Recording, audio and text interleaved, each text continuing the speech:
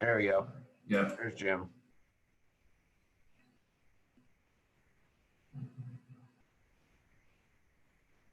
All right.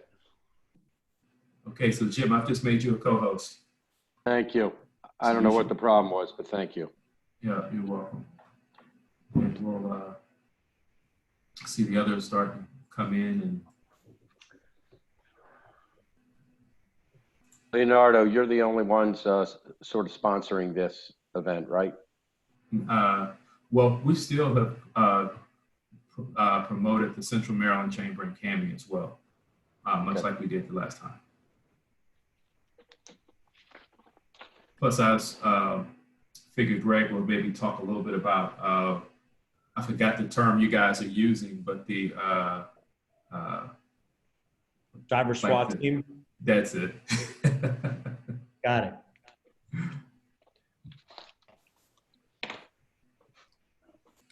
How many people registered for this one, Leonardo? So I figure I didn't even think about Good Friday. Yeah, hold on 1 second for me. Me neither. I don't even know what, I'm surprised to know it's Friday. It's been one of those.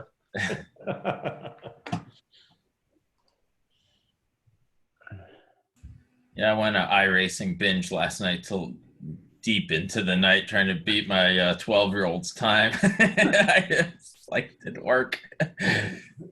It's ahead by 0.2 seconds, and I just couldn't get the lap together.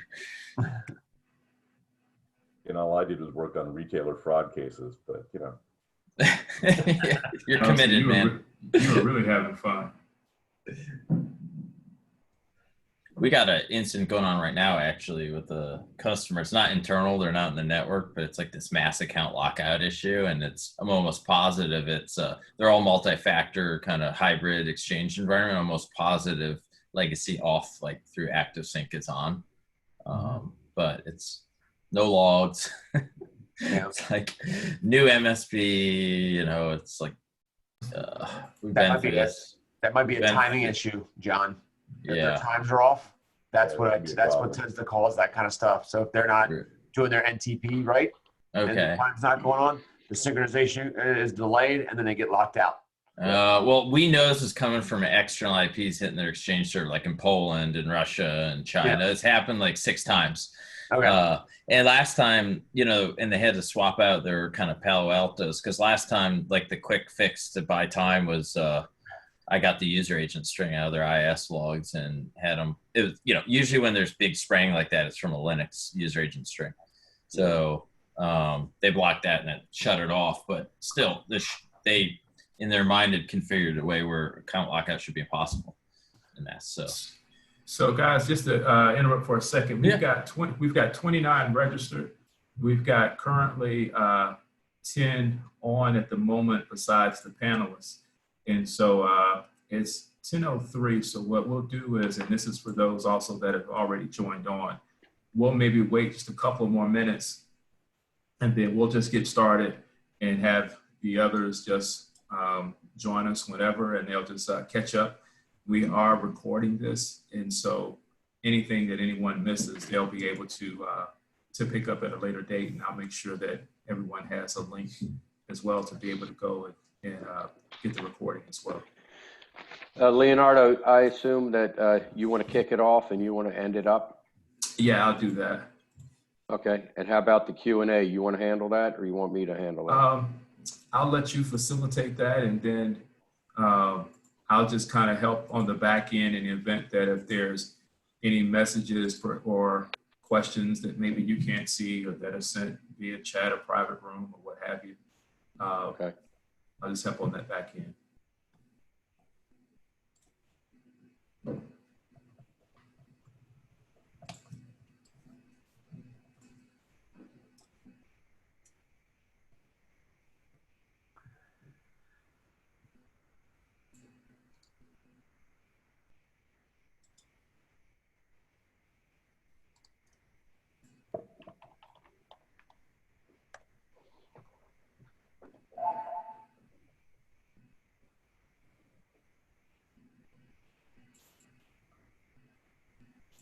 All right, well, we will go on and get started. So thank everyone for joining us again this morning. I'm Leonardo McClarty. I'm the president of the Howard County Chamber.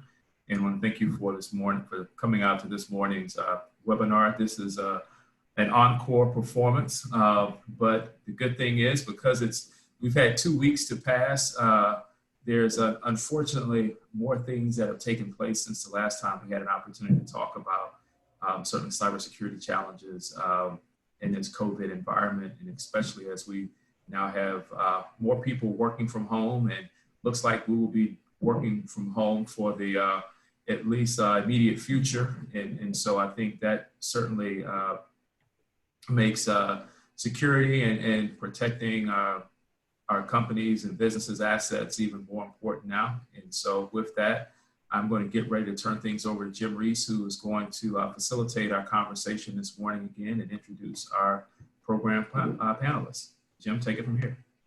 Thank you, Leonardo. And I am Jim Ries. I'm Director of Business Development at Offit Kurman. We're a full-service law firm with offices from Charlotte up to New York and a heavy concentration in the Maryland and Northern Virginia, DC area. Today, what we're going to talk about is the threat of the coronavirus as it continues to spread. Businesses are sending home workers, schools have sent students home, and most of us are working online remotely. Although we're practicing social distancing, there's a new threat that we need to deal with, and that is the threat of cyber and cyber security. So many people working remotely on machines that they're not used to working on, maybe without the proper defense mechanisms that they need. And this has really created a new threat. The first rash of efforts aimed at remote students and workers is likely to create fear and concerns regarding this coronavirus itself. So there are always bad actors out there looking for opportunities to prey on those who are likely to maybe open the wrong email or practice poor security. So in this webinar, we've got a wonderful group of panelists that we've got together. We're going to talk about the challenges of working remotely. We're going to discuss how to make sure that the information you're working with is secure. And we will discuss best practices for working remotely and best practices for learning while you're working remotely. So at this point, I'd like to go through some introductions, introduce our panel. They can introduce themselves. We'll start with Jon Murchison, CEO of Blackpoint. How's it going, everybody? Thanks for attending the encore version of this. My name is Jon Murchison, CEO and founder of Blackpoint Cyber. We're a Maryland-based cybersecurity company, run a 24/7 security operations center and operate a suite of software we built and designed for really kind of live breach detection, threat hunting, and response. My personal background, I spent 12 years at the National Security Agency, the cyber operations expert. Thank you, Jon. Gregg Smith, CEO of Attila Security. Hey, thanks, Jim, and Leonardo, thanks so much for having me have the opportunity to speak about CAMI as well as Attila. Attila, very similar to Jon's organization's roots come out of NSA, and we have a comprehensive suite of remote work capabilities, a very simple to use VPN, firewall, Wi-Fi hotspot coupled with server technology. We also have a top secret level capability, very similar to Dropbox. Thank you, Gregg. Brian Dykstra, CEO at Atlantic Data Forensics. Morning, everyone. Brian Dykstra. Glad to see you again. Not see you again. We provide digital forensics and incident response services to actually a couple of the companies here on the screen, as well as customers all over the U.S. and in some cases around the world, providing 24/7 incident response services, helping folks out when they're having their worst days. And Brian, you're joining us from your New York City office? You like that? Yeah, that's very nice. Thank you. Let's move on to Chris Sachs, CEO of ThinkStack. So Chris is not here with us today. He could not make it, Jim. So, Okay, so we'll go with the next best Chris Riismandel, owner of Epoch IT. Yep, absolutely. So Epoch is a IT managed service provider, as well as an MSSP, which is a managed security service provider. We run the networks for businesses, everything from the help desk to cybersecurity to custom application development. So we kind of handle the full gamut of the operational side and tactical side of IT security for commercial businesses as well as government contractors.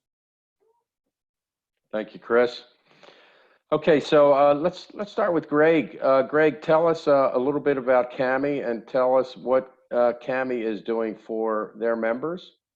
Sounds good, Jim. Thanks. So outside of being the CEO of Attila Security, I also am the chairman of the Cybersecurity Association of Maryland. And as Jim said, its abbreviation is CAMI. We have 500 members as a part of this organization, all focused on various pieces of the cybersecurity ecosystem.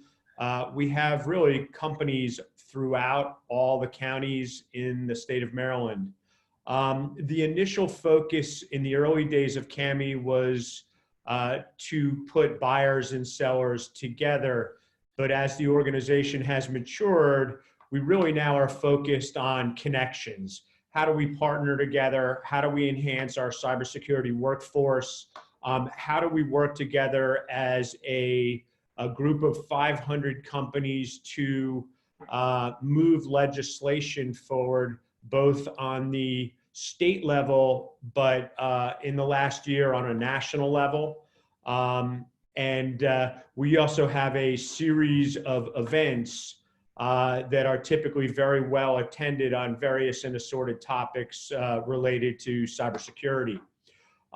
As a result of the virus that has plagued the nation, CAMI was asked by the state of Maryland to create an organization of companies to help the small business community in the event of cyber attacks. That is called our Cyber SWAT team. I'm proud to say that everyone on this panel today is a part of that. And we have assembled an outstanding group of companies coming from the state that are working with small businesses when they have a breach.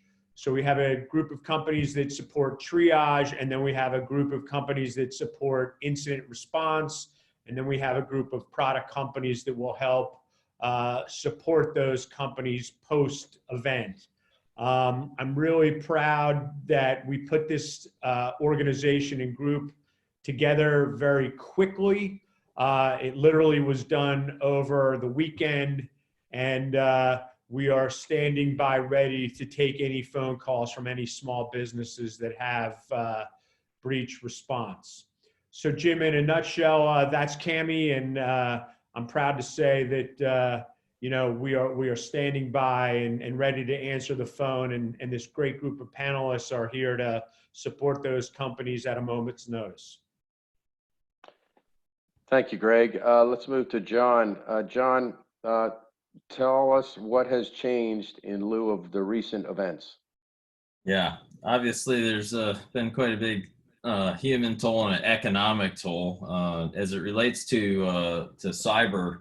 I think what we've kind of witnessed over the past 2.5 weeks is a kind of massive digital migration and change of really habits, both from a traffic standpoint, surfing, kind of the internet. So the ISPs have had something to deal with, and I'll touch on that in a second. I think we've also watched really MSPs like Chris engage in a Herculean effort to get a lot of companies set up to work remote who previously have not. I think we've also seen a bit of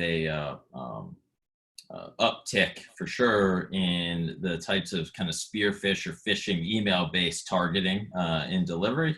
And then obviously I think and this is totally natural, right? Anytime you have a large group of targets, humans that leverage one platform heavily and there's a big increase, you're going to, like Zoom specifically, you're going to have increased targeting of that platform. I mean, it's just totally natural. This happens all the time. To kind of jump a layer deeper, we saw some stuff specifically with GoDaddy hosted sites where their ISP, I believe, was actually really struggling with the change in traffic patterns, right? I think they had to cache a lot, they had to drop a lot of packets. We've seen that mostly resolve. That it impacted a lot of cloud services out there. The good news is, if there's one thing we're pretty robust with in this country, is our ISPs do have a heck of a lot of bandwidth and they can move that around. When it comes to this kind of digital migration, a couple of things have popped up I wouldn't have predicted actually. One is how many companies have employees that come to work and get on a typical tower style PC.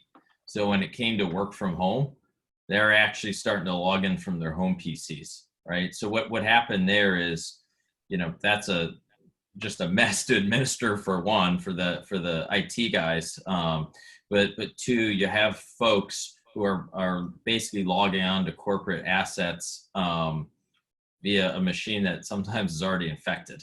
And specifically, there's something, to kind of look out for, like maybe a PSA on this is, I think it's relatively safe to have someone log in from even a vulnerable home machine or an old home machine if they're logging into a cloud service through their web browser that has two-factor turned on.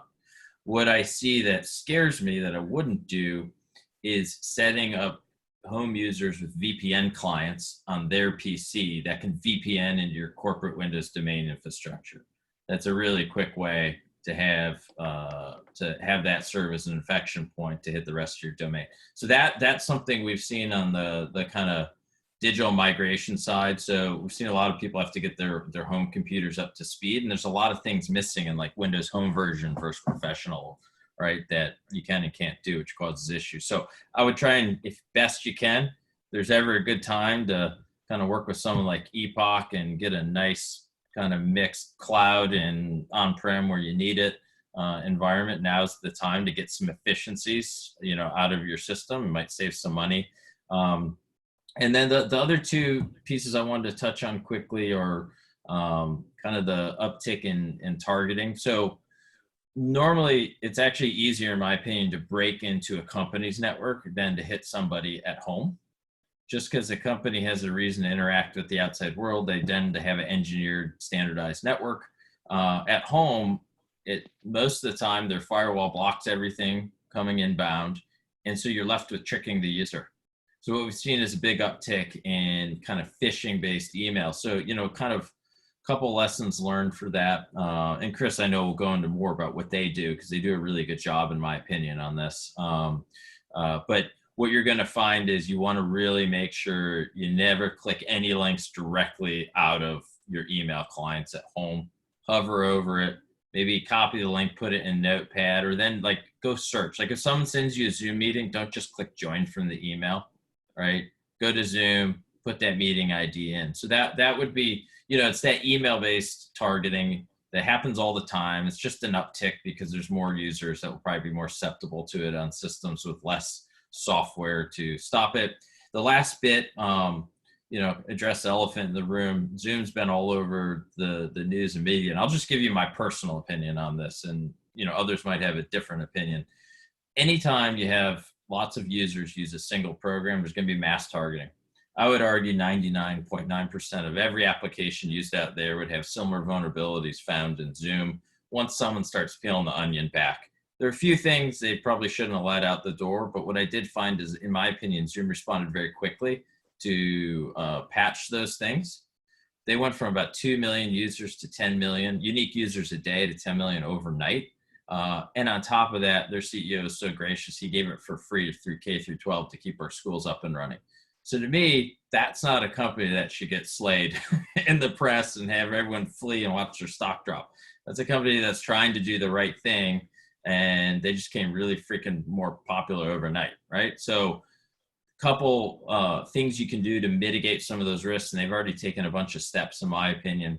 One, if you're going to host a webinar like this, something you want to disable chat with the participants. One of the infection vectors was posting essentially links in the chat window that would trick users into clicking. Eventually, long-winded way of saying it was a way for them to steal credentials. And so, disabling that stuff, again, don't click links that are just posted, especially in open forum webinars. It's just not smart.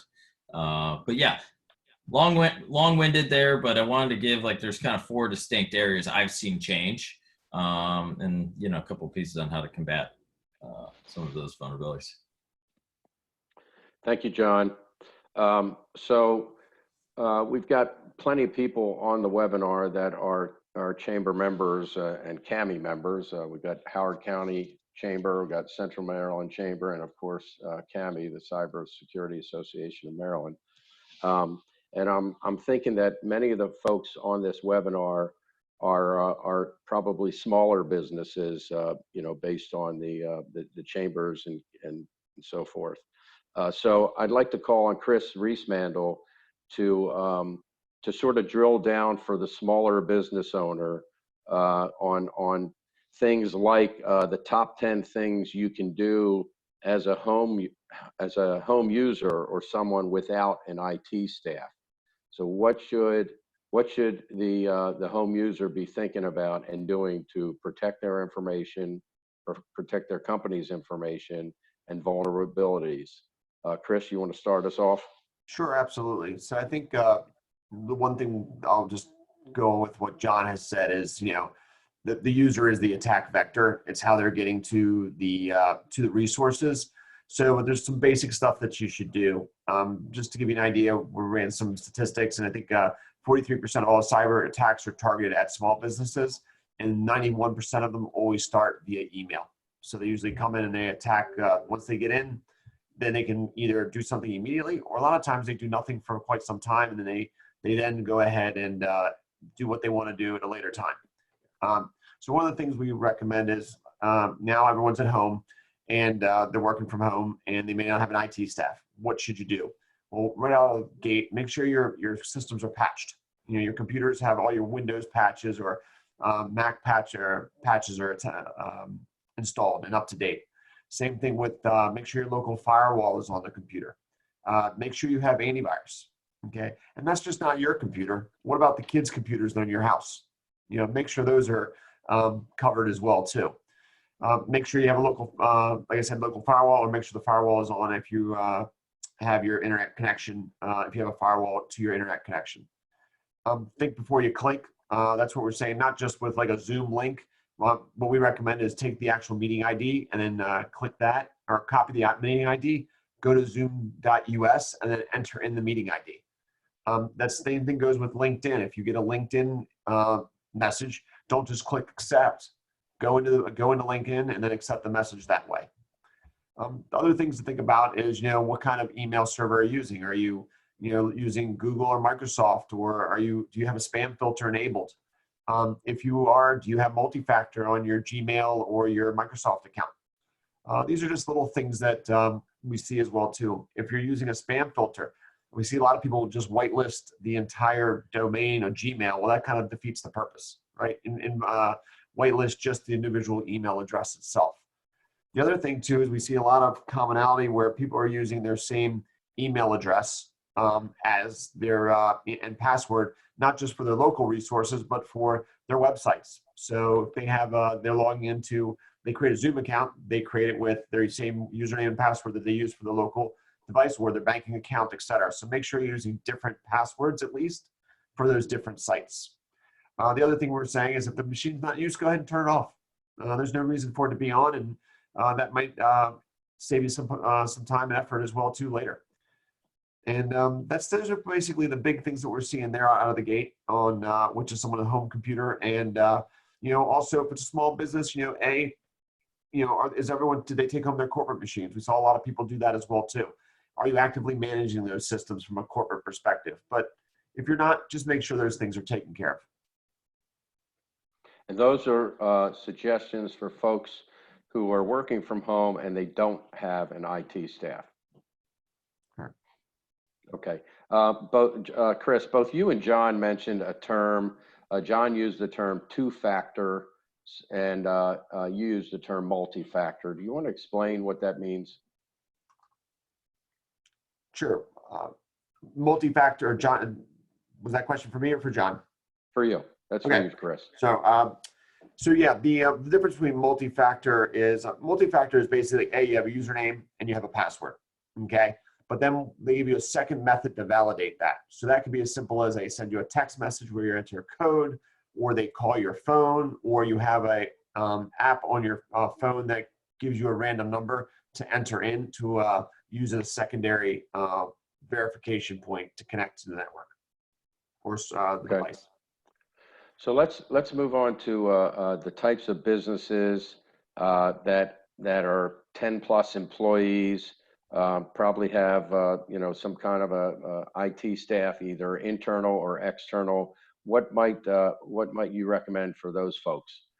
Well, I think right now the quick part was get everyone home safely, and that was the agenda. And then obviously, I think a lot of people did that without thinking of IT security as a whole as well too.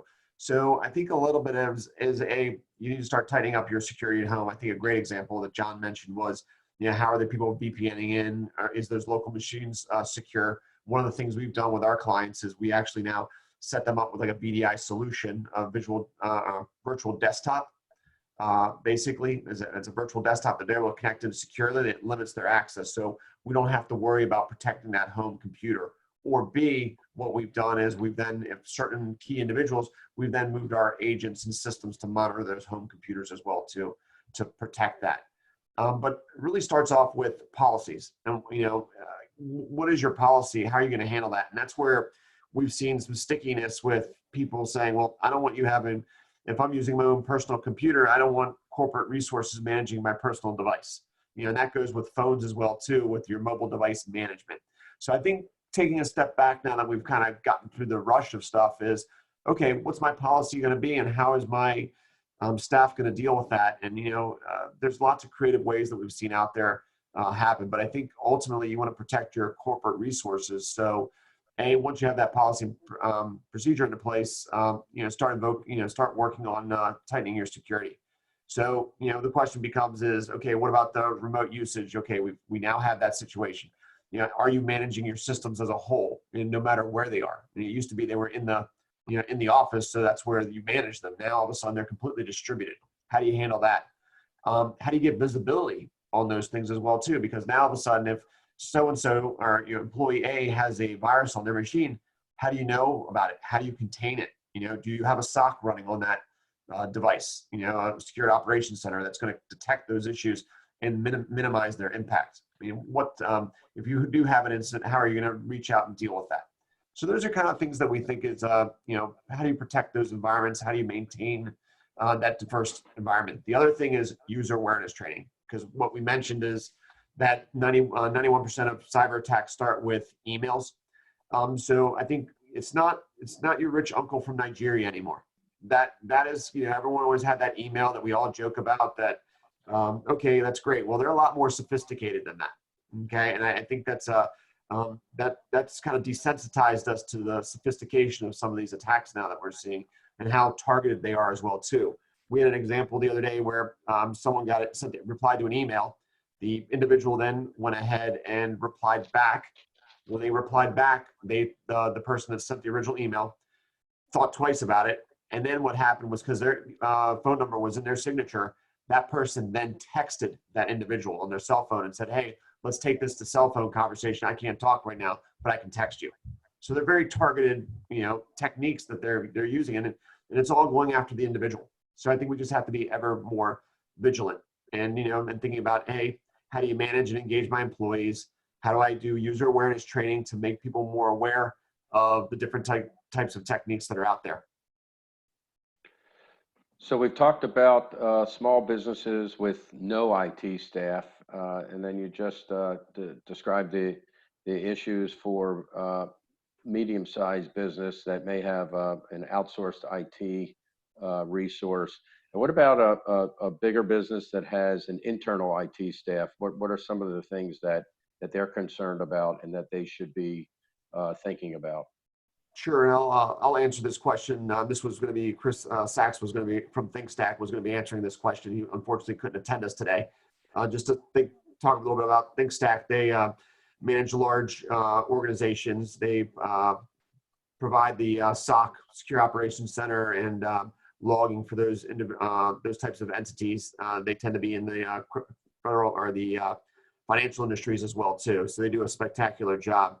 But to give you an idea, a lot of it is making sure that you, if you have multiple IT staff, normally everyone just has admin privileges across the board.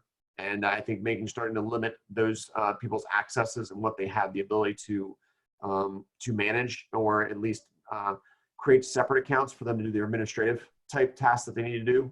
In our industry, we call that a jump box. So, you go over to a different device, but just because they're in IT doesn't mean they should have full administrative privileges for everything. And also they're a target as well too, because they do have the keys to the kingdom with passwords.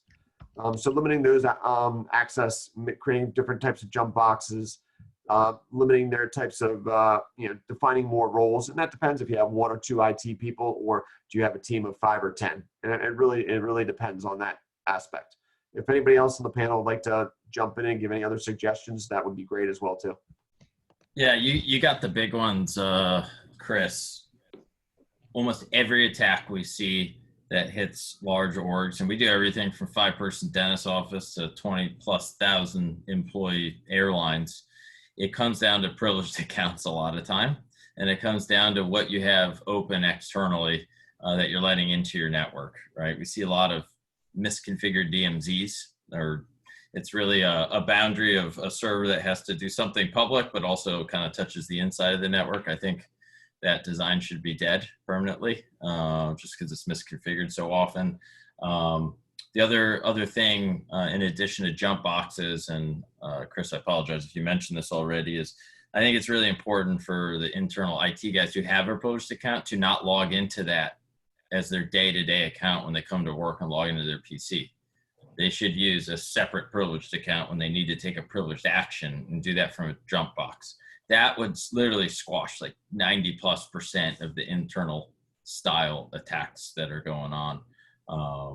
And obviously you do need to invest some time in something like what Dykstra, Atlantic Data Forensics, can do with some external vulnerability scanning, pen testing. It is good to do that, periodically. And then you always have to have like a plan. What happens if my domain controllers get encrypted? What do I do next? Like tabletop that out a little bit, challenge your assumptions, and actually take the time to do it. It's not that hard, but it's really important, because what we notice all the time when we have a customer, it's usually when they're not a customer, they'll call up absolutely panicked, they got ransomware, and they don't even know where to start, right? And so it starts with planning. And I recommend adding that in for your internal IT staffs. Thank you. Anybody else on the panel have anything to add? Okay, we'll move forward with fan of planning. Go. What's that? I'm a huge fan of planning. We do tabletop exercises. We're doing a huge one next week, virtually for a client. But there is nothing better than sitting down with your staff and going, if this happened, how would we respond? And it doesn't have to be, a really long, drawn out thing. Just, do we have something in place to take care of that? That makes sense. Let's move on to Gregg. Gregg, you interact with government contractors quite often. What are some of the unique situations and challenges that they're dealing with? Sure, thanks, Jim. We actually at Attila consider ourselves government contractors as well. Very focused, obviously, on cyber. While we are considered an essential company, as are so many other government contractors, we've moved approximately 90% of our workforce to work from home. And I think that's something that certainly over the last 4 weeks, we have seen more and more of our customers or our partners do that exact same thing. So I think the panelists have done a great job kind of describing the challenges of moving that internal workforce to a external home-based workforce.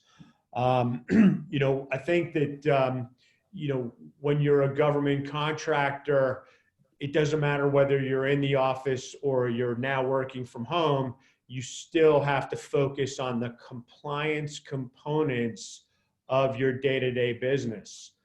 Whether that's supporting the DFARS or the contractual requirements, you still need to comply to all those requirements, despite the fact that your workforce is at home. Obviously, that creates some very interesting challenges, especially for those organizations that are working on classified programs. And obviously, you can't be doing that from home. But you still need to have compliance. So all the use of personal home computers has created a great challenge for the federal government. And really, as we're 4 weeks into the virus, at least on my clock, the government is still wrestling with what to do and how to do that. And that's been one of the biggest challenges that I've seen so far. Another key component that has a tremendous amount of momentum within the DoD, the Department of Defense, is the acronym CMMC, or the Cybersecurity Maturity Model Certificate. That is basically a form of compliance that you as a government contractor, whether you're a small business of 2 people or a large organization like a Northrop or a Lockheed, have to comply to. And while I think there's been a lot of discussion about the timetable for CMMC being pushed out, I have not seen any timetable being pushed out whatsoever. And as a matter of fact, we've seen a big uptick in organizations coming to Attila to try to help them with CMMC. So again, you've got to support those contractual requirements, but you also have to be looking out at the horizon as it relates to the new cybersecurity mandates that the government is going to be putting in regarding CMMC. Excuse me. 2 weeks ago, we talked about some of the state programs that are available for small businesses to help meet the virus itself. A number of those programs are now been put on hold by the state of Maryland. They're no longer accepting applications. That is actually, as I looked at that today, I was a little disappointed, although I wasn't surprised that the money's dried up. With that said, the Small Business Administration is still accepting applications for the PPP program. For companies like my own, we have applied for that. It was a daunting challenge. The rules changed. And my recommendation regarding PPP is keep working through it. Continue to apply if you haven't had a chance. If one of the banks that you are working with, their money has dried up, go to another bank, go to a small community bank. The state of Maryland still has really 2 programs that are available that are sort of a little bit lower in the priority, but there is still some money available for the cybersecurity or the Defense Cybersecurity Grant Program that allows companies that are small contractors to get money to comply for the DFAS and the NIST programs that are out there. And again, and that's available on the Department of Commerce website. And I still think that you have the opportunity to apply for the COVID relief plan within the state of Maryland. I couldn't quite tell today whether that was, they're no longer accepting applications or not on that. So maybe one of my panelists knows a little bit more about that. But that is, again, a focus area for government contractors. It's a $10,000 grant. And again, it is a grant, it's not a loan. So if anyone of my panelists knows if there's still funds available for that, please let the audience know. I couldn't quite tell. It looks like the state is going to be offering some more money here in the future, and potentially if any one of our folks in the audience happens to be from Baltimore City, I know that Baltimore City is also looking to try to put some grants together. But Jim, those were really the 6 or 7 topics that I wanted to talk about today. And Jim, okay, if I could interject for a second on the state program. So the grant, the relief grant, currently is, I guess you could say it's off the market. There are about, I think, 2 programs from the state that basically where the funds are exhausted. One was the labor with the layoff aversion fund, and then the other one was this the relief program. And just to put it in quick perspective, I think they sent the notice out to us this week. They had about 40,000 applicants that they're still trying to wade through. And so that kind of just speaks to the volume that they're dealing with at the moment. But the other thing that was just recently announced this week, and Jim's firm was a partner in that, and that is there's a website now that people can go to called reliefwizard.net. And basically it was set up, many of the panelists I'm sure here know Todd Marks from Line Grub, and there were other organizations involved between the Maryland Tech Council, Howard County Economic Development Authority, BTS, Katz Abosh, amongst others, that ultimately worked to put together this site. And ultimately what it helps businesses do is, in some regards, take some of the research out. So quickly you can go to the site, answer, give or take, about 8 or 9 questions about your business, and it then gives you a list of programs that you may be eligible for. Again, it's not a guarantee, but it just says that you might be eligible for these programs. It's typically state and federal, and it's not. I think we're still having discussions whether or not to include some of the local programs. For instance, Baltimore City has something coming out. Montgomery County has something, as well as Prince George's County. But that's just another resource out there. Again, reliefwizard.net.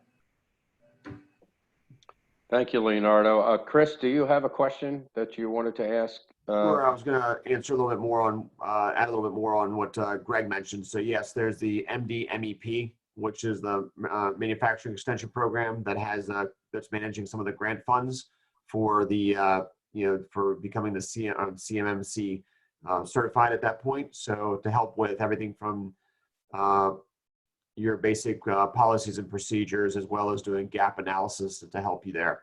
So it's a great program there that they're helping. That can get clients up to a grant for the first step, and then also some money for remediation as well too. And that's dependent upon the size of the company. There's also the Qualified Maryland Cyber program, which is we're one of the qualified companies as well too that gives up to 50% back in services, back in the form of a Maryland state tax credit, and there's still funding for that as well too. So there's a lot of opportunity to stream these things to really help businesses go from their current IT posture to a much more secure one, and it helps bridge that gap as they slowly formalize their IT security and make things a little bit safer. Thanks, Chris.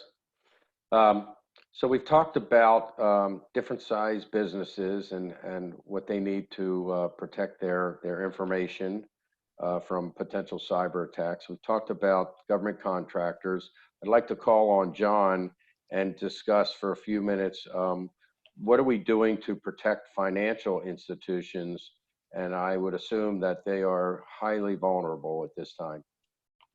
Yeah, I would say on the financial institution side, when we talk about the major kind of banks and kind of investment houses, by and large, they have just spent a ton of money on tightening up their infrastructure, heavily virtualizing and making it pretty resilient. That being said, we were dealing recently with a commercial property that had a base building infrastructure, so something to manage your HVAC and your lighting and all that. And that was directly connected to a major financial institution. So, on one half, I think they're pretty good. On the other half, then we just found something we could have smashed them with pretty easily. That being said, where we do see most of the problems are in the local and regional banks and credit unions.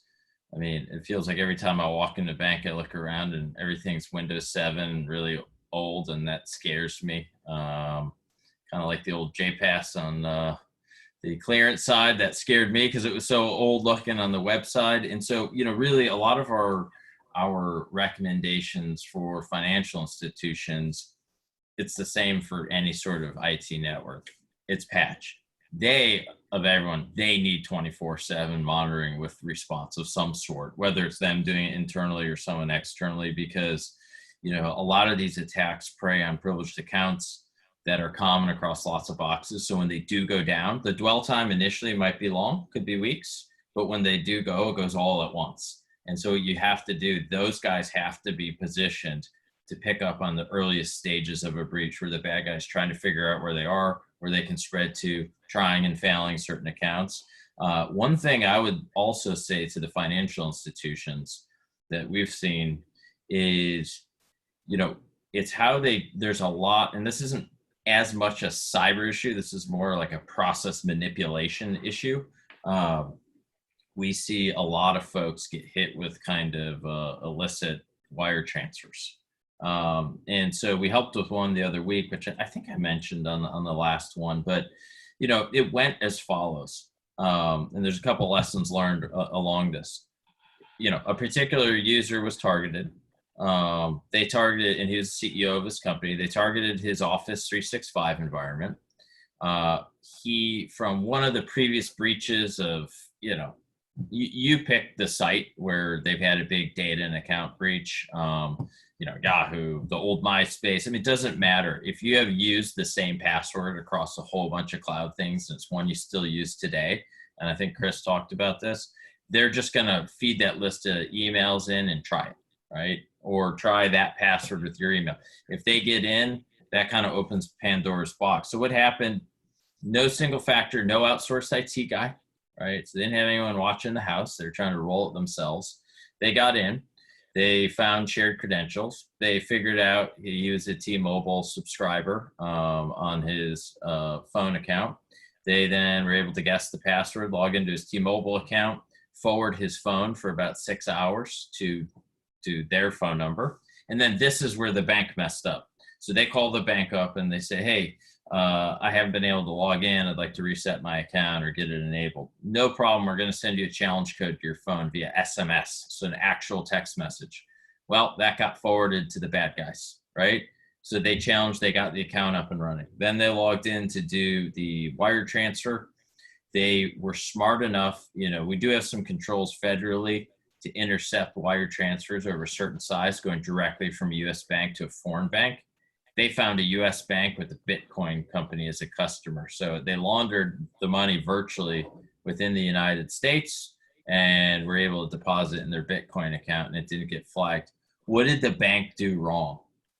They allowed SMS as a part of their multi-factor challenge process, which whether it's SIM swapping or logging and forwarding phone numbers, that's easy to defeat. What they really need to do, and I would implore all of them to do this, is switch their authentication to an app-based authentication. So it has to be the app installed on that user's phone, right? Not an SMS, not something that can be redirected, if that makes sense. So that is, everything we talked about today for financial institutions still applies. Make sure you don't have ports outbound, privileged account hygiene, jump boxes, all that. But the things I see over and over again, the little banks do is they don't challenge the kind of identity of their users well, and they need to change that. Anyone on the panel have anything to add to that? Thanks, John. Well, John shared an interesting hacker story. We all loved hearing these stories. I'd like to move on to Brian Dykstra to share some hacker stories with us and tell us what type of of incidents have you been seeing, and share some of those hacker stories with us? Sure. So from our customer base, we've seen a real uptick in spam emails coming in from the WHO and CDC. Obviously not really coming in from them, but coming in to people's mailboxes. And unfortunately, people are really scared out there. So they see something that says, new information from the WHO, or, possible vaccine from the CDC, and they click the link. The WHO ones, by and far, have been using attachments that are, of course, malware that people end up installing on their machine when they click on it.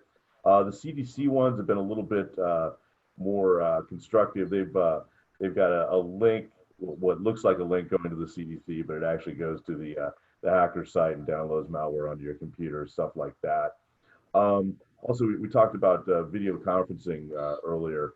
And John mentioned the links in the video conferencing, and that applies to any of the video conferencing things. You just don't want to be taking links from anybody in any kind of public video conferencing.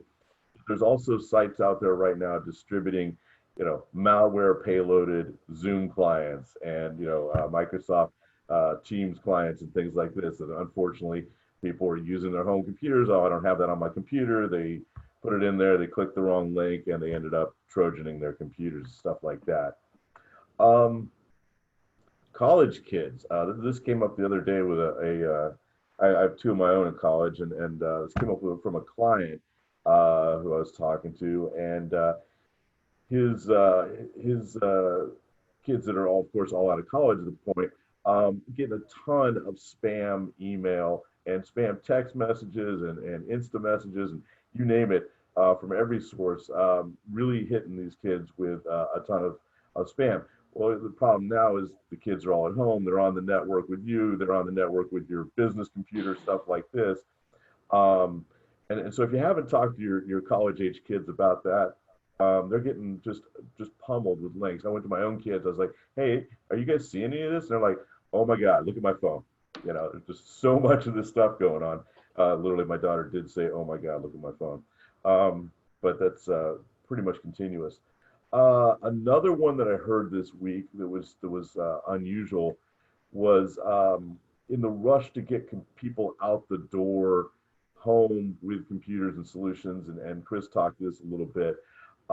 Folks got sent home with some really, really bad computers. So we heard a couple situations where they got sent home with basically almost non-working equipment. So then the employee switched over to using their better personal computer to access the network and things like that. And of course, hilarity ensued and bad things happened there.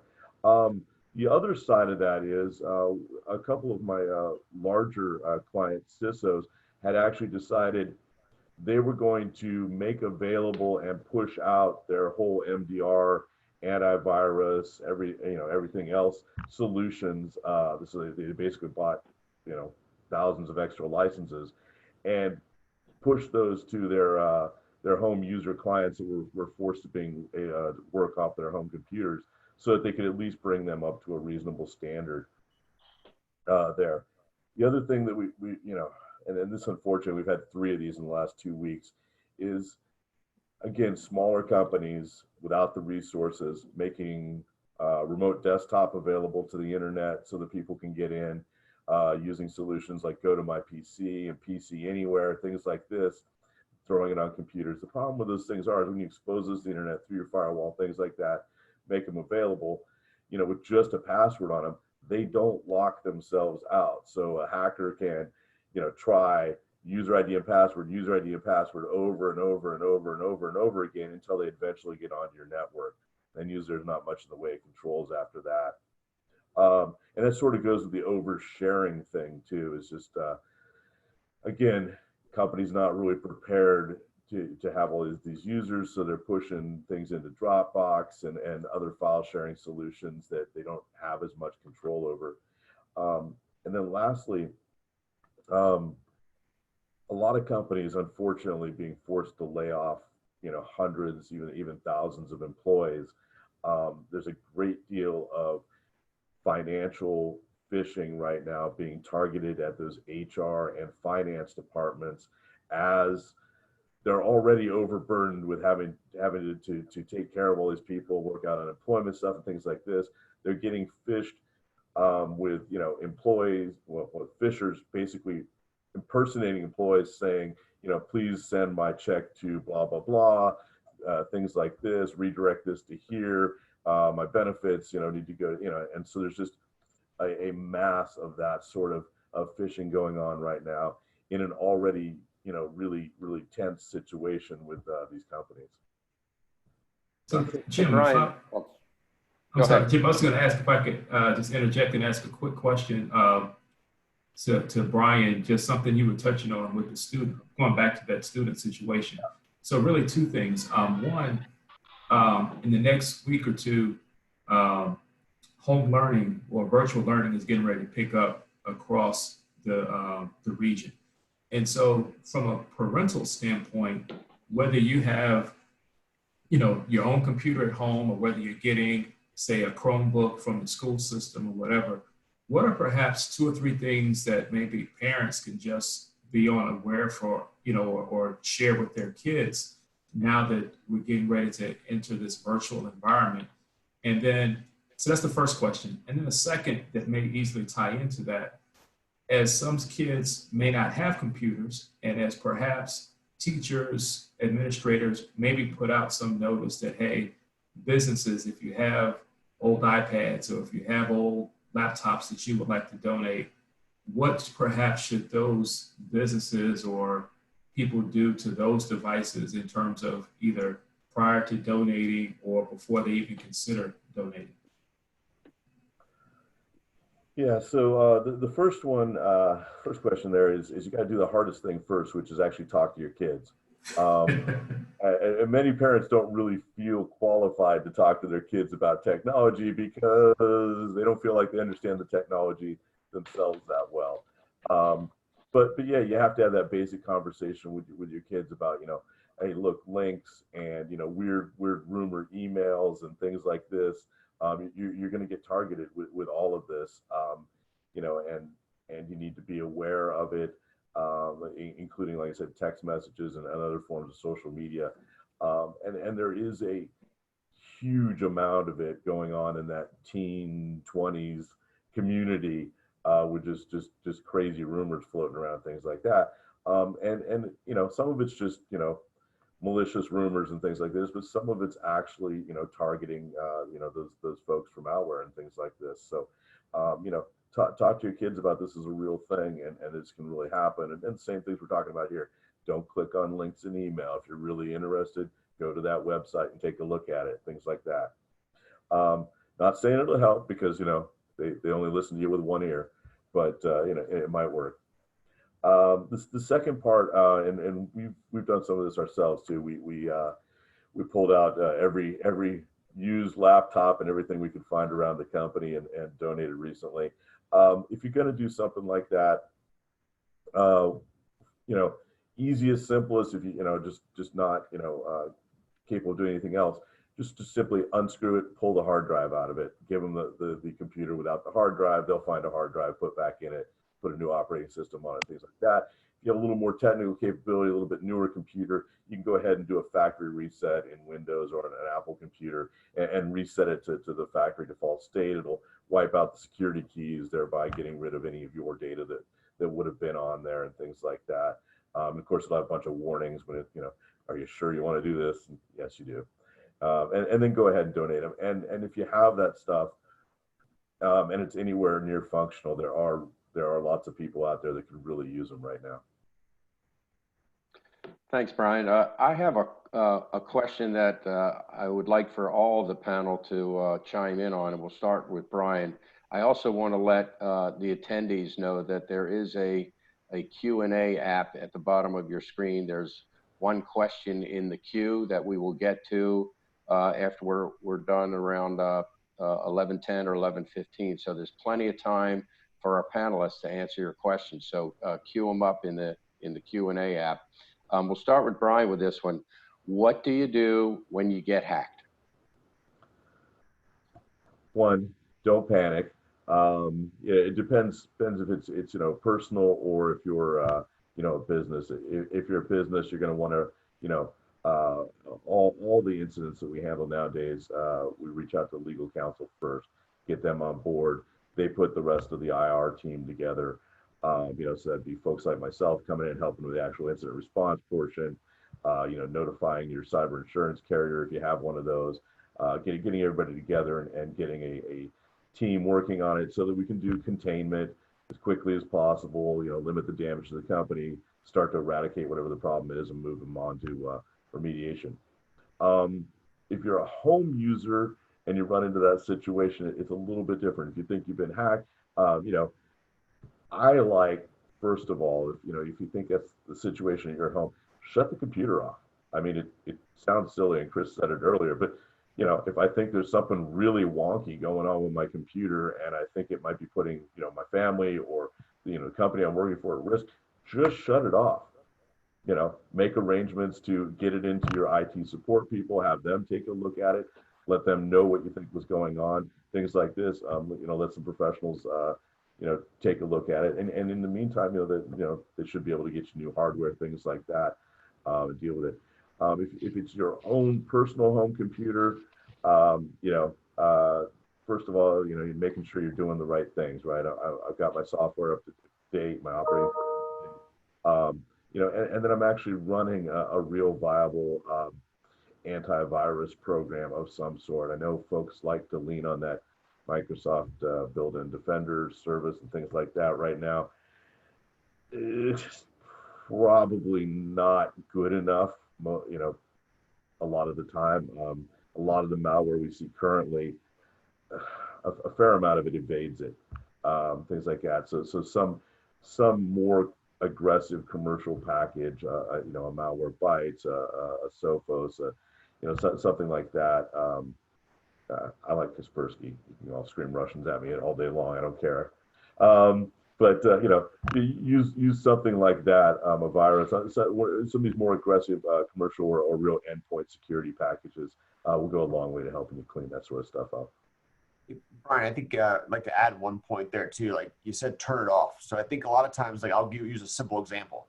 Sometimes you get a pop-up on your screen that will say, "Would you like a virus?" Right? And it says yes or no. And then I see people want to go click the little top X box in the top corner, or they click no.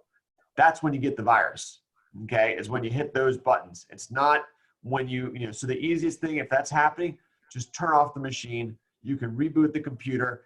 You haven't written anything down in the system, and therefore you're probably fine at that point. But if you reboot your system and starts doing funny things, then you've been infected. So that's usually the, and also too, we've seen people, if you leave your computer on, you open up a web browser. Well, if you go to any website, they have little ads that are running. Well, those things are constantly changing.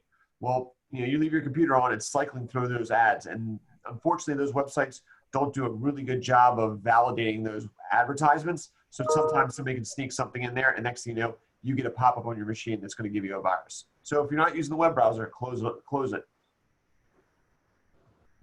Anybody have Yeah, sorry, I was going to say, that Chris is totally right on that one. The other thing that I see sometimes is that pop-up, it's web delivered. And so what you want to do is obviously you can just kill your machine right away, but clear your cache in your web browser right away, because that will stop it, from coming right back and then having a cookie. Ads are a really popular way for delivering browser-based exploits because your browser is rendering them, they're viewing them. Now, there's not a heck of a lot you can do there, but kind of follow on to your question, what do you do if you get hacked? It's really everything Brian said. These guys do this for a living. We walk in and support IRs every single day. You need visibility. You need to prep for an event, which means you should have some logging. You need kind of a good next-gen antivirus, and it should probably be cloud-based, right? So that way, if you bring in external folks, there's no VPNing going on. We can dive in, right away. Because you need visibility in the privileged accounts being used, the subnetting architecture, malware that's detected. There's a question in here, what do you do to recover from a keylogger malware? So I'd say the answer is if the keylogger was detected by your AV and it was blocked and quarantined already, you're probably fine. But you need to assume they stole your creds for various sites, whatever. You need to go back, change all your passwords, and any place you find you don't have multi-factor authentication turned on, that needs to be turned on. Like if there's any web login that you have that supports MFA, it's like by default, you need to turn it on. If you don't, you're kind of playing Russian roulette. Gregg, do you have anything to add? No, I think the panelists did a great job. The one thing I would just add is if you need help, you can reach out to the CAMI Cyber SWAT team, and we will direct you to some of the folks that are right here on the panel. They're the best in the business. They really are. And as I said earlier, I'm really proud to be representing these guys. Great, thanks, Gregg. So Gregg, I got one for the panel, and we'll start with you.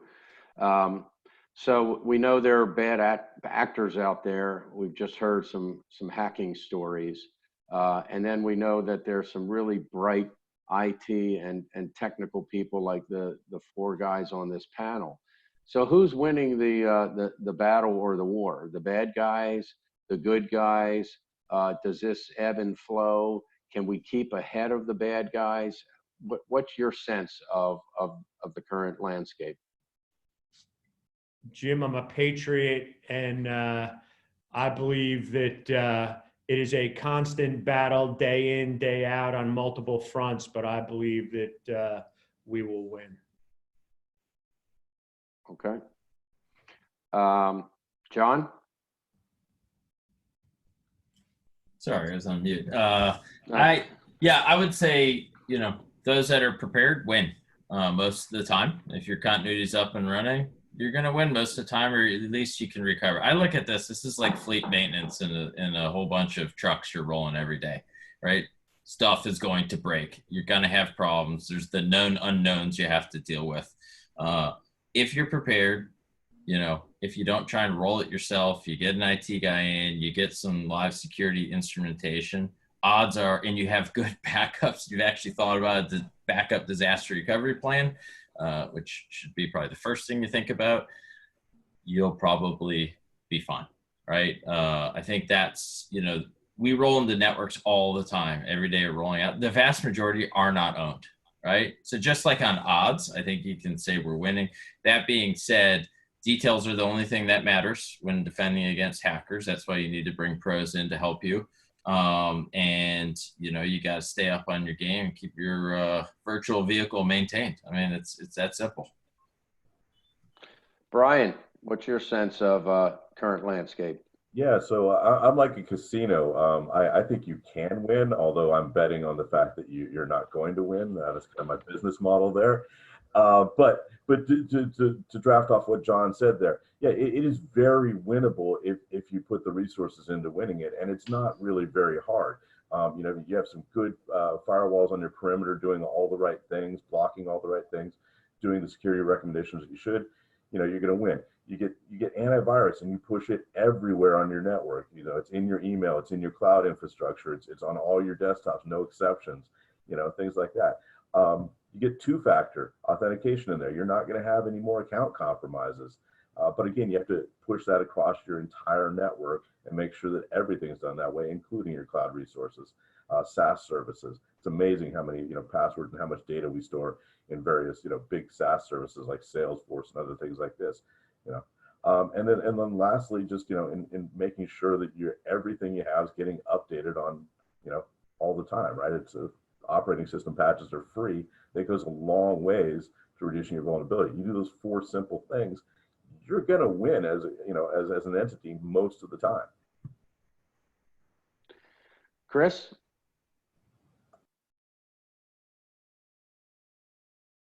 I always say, don't be the weakest sheep in the herd. That's really what it comes down to. Hackers are lazy. They're going to go after a soft target if need be. And unfortunately, the financial institutions are being much more hardened. All these entities are, and therefore, where does that leave? That leaves it to the mid-market and the small business market, and that's where they're trying to go for. And I mean, a lot of people say, why do they want my data? I got a trucking company. Why do they care about that? Well, they're using you to leapfrog to get something else, or B, they're trying to get your insurance money because insurance companies are paying out on when there's cybercrime going on. So that's another way that they're able to generate revenue. So that's the reality of it. Okay, great. There's a question in the queue for Jon. Can Jon explain the difference between using cloud-based virtual desktop versus home PCs as a VPN client? And before you answer that, can you give us the definition of VPN? Yeah, virtual private network. Think of it as like a little tunnel that goes over the internet, connecting your PC directly to the inside network of wherever your VPN is terminating. By definition. So here's the difference. The fact that Chris is doing VDI for his customers, virtual desktop infrastructure, makes me really happy because it is way better than a home PC and VPN. I'll tell you why. So let's take a home PC. It's probably running Windows 7 or Windows 10 Home Edition, right? It probably has Windows Defender, Norton, or some crappy AV that doesn't catch a heck of a lot. Then you take a piece of software and you directly connect that PC into your corporate network. If you go back to what I said earlier, it's easy to hack companies than it is people at home sometimes. So you just basically bridge the potentially infected home and kind of uninitiated user from a cybersecurity standpoint directly into your corporate infrastructure, where then you can start targeting the IT guys to privileged accounts. That's what enables a business to get ransomware all at once. When you do the VDI, or the virtual desktop infrastructure connection, there is no action. As long as you turn off the ability to mount share drives from the local PC to the virtual desktop and transfer data that way, there is no direct connection into your corporate network where you can kind of move data and get in position to take advantage of a Windows domain environment to steal creds or whatever it might be. That computer also can have all the instrumentation that Chris would put down or we would put down as a managed detection response provider to detect any live activity. It can stay up to date. It can be patched. And the other thing you can make it is immutable, which means when you reset or shut down or log out, it resets everything back to the way it was. It starts from a fresh base image. So assuming your base image is clean and not infected, even if you got some browser adware or some garbage in there, when you reboot it, it's gone and it starts over. So they are vastly different from a cybersecurity standpoint, and going the virtual desktop route. And if more companies were doing it like Chris is, we'd be in a heck of a lot better shape. Thank you, Jon. Any of the panelists have any sort of closing remarks? Thank you, Jim, for moderating. Sure, my pleasure. Leonardo, I know you're still on with us. Do you have any questions or closing remarks? So no further questions. I mean, I think this was again really good practical information that hopefully those that were on got a chance to continue to get this good information that they can use in moving forward. A couple of quick announcements just related to some things that were referenced earlier. So Gregg was touching bases on CMMC in his comments, and so the chamber, Howard County Chamber rather, as part of our GovConnects program, is actually having a webinar scheduled for the 29th of this month as part of what we call our Scale Up series that's going to be talking about CMMC. And so we've got another one of CAMI's members, as well as who also sits on my board, and Edwards Performance Solutions is going to be participating, as well as a couple of attorneys from the law firm of Pilera Mata is going to be talking about CMMC. And so again, that's going to be on April 29th. And so there are details on the Chamber's website. Also, staying on this theme about kind of working remote and teleworking. And so obviously this morning was about the security components, but then we're going to come back on Tuesday the 14th and really talk about some things just from an overall practical perspective in terms of efficiency and how can we be effective in working remote. And so there are details on that on the Chamber's website as well. And so again, I want to just thank our panelists for joining us, especially for taking time out today. Hopefully as many people will have seen, they're extremely busy right now, truly in many respects fighting behind the scenes to keep the businesses, keep our businesses networks up and running and so forth. So again, Jon, Gregg, Chris, Brian, thank you guys, and Jim, thank you as well. And so with that, thank all for listening in, and we'll see you soon. Thank you, everyone. Have a great Friday.